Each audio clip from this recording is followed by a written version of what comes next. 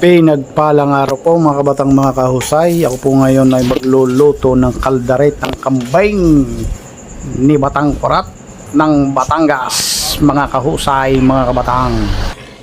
At arin na nga ho, nilagyan ko ng konting mantika at star margarine o mantikilya. Ay di nilagay na ang bawang.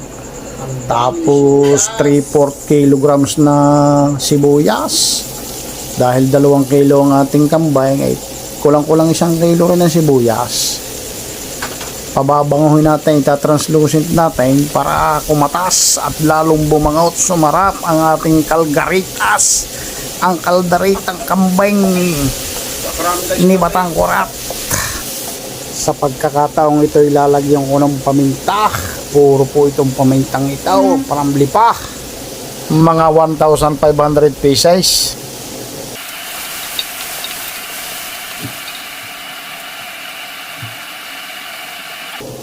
At aray, hindi ako gagamit ng ketchup, tomato paste o tomato sauce. Ang ilalagay ko ay sweetie powder o annatto powder. Ay husay na aray, pampaganda ng kulay. Tingnan nyo ang kulay, parang minagic. Mag-iiba ang kulay niya, no? Oh, yan na, yan na, yan na. Oh, ayan na, husay. Kaganda na ng kulay, manilaw-nilaw. Ayos ang kaldarita ni Batang Kurat. Liquid seasoning, konti lang patak. Toyo, konti lang patak. Oyster sauce, konti lang patak. Ang kaldaritang Batangas, kapag wala nito ay kulang. Lea Perrins Worcestershire sauce,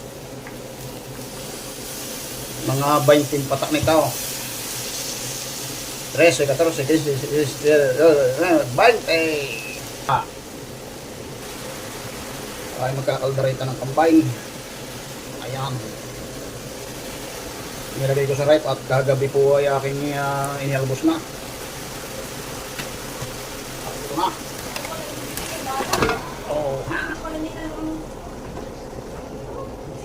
Oh, di ba siya?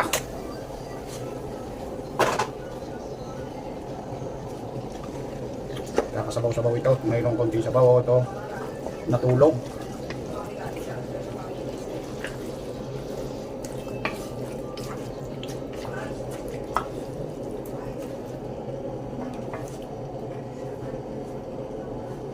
Ito po ang silay, 5 siling labuyo ay hindi ko na po pipisahin. Ilagay natin ang Reno liver spread. Isa muna, isa. Tapos Philip sausage, optional din. Pork and beans. Lagay na.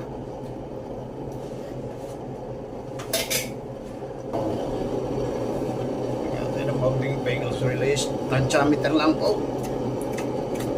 Yan. Sabay halap.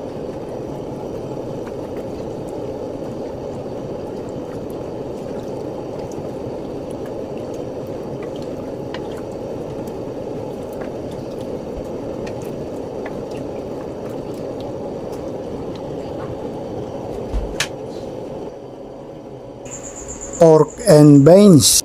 Ngayon naman ay yayaran ko ng keso o cheese. Ang cheese po o keso ay isa sa nagpapalinamnam ng kaldaretang kambing, maging kaldaretang baka, kaldaretang baboy, kaldaretang manok.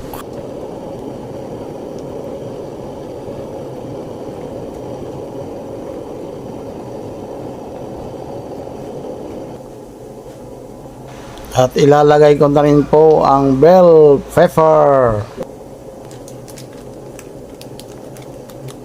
At isusunod ko na rin po ang skyflakes at paborita. Pampalinamdam din po ito, pampasarap at pampalapot ng ating sauce ng kalgaritas ni Batang Kurat.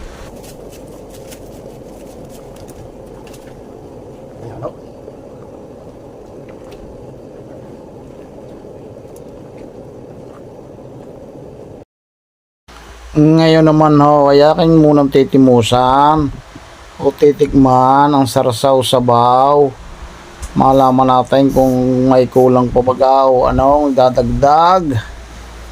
Ay parang ako'y nakukulangan, ay lalagyan ko ulit ng isang Reno liver spread. Noong malagyan na ng Reno liver spread, ay pihong ito ay kainaman na sa linamnam, ay mahusay na lang lasa nito.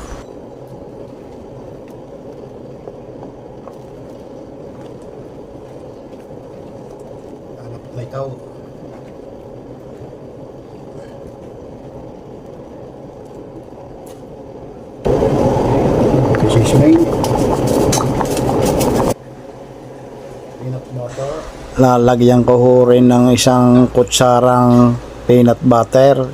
Isa rin ho ito sa magpapalinamnam, magpapasarap at magpapalapot ng ating sarsa ng kalgaritang kambing ni Batangkurat.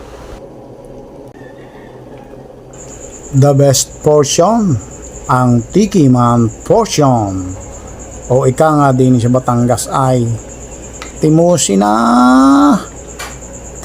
na yan, kahusay na yan. Ang iba sa kaldaritang kambing ng Batangas hindi naglalagay ng peanut butter, ako yung lagay ng isang kutsarita. Thumbs up. Bisnaw, bisnaw, bisnaw, ang sarap. Ito na po ang final countdown. It's a final countdown, ang paglalagay ng patatas. Ito po nyo abang lingkod, si Batangkurat, nagsasabing mabuhay po tayong lahat. God bless us all and count your blessings. Mabuhay. Ciao.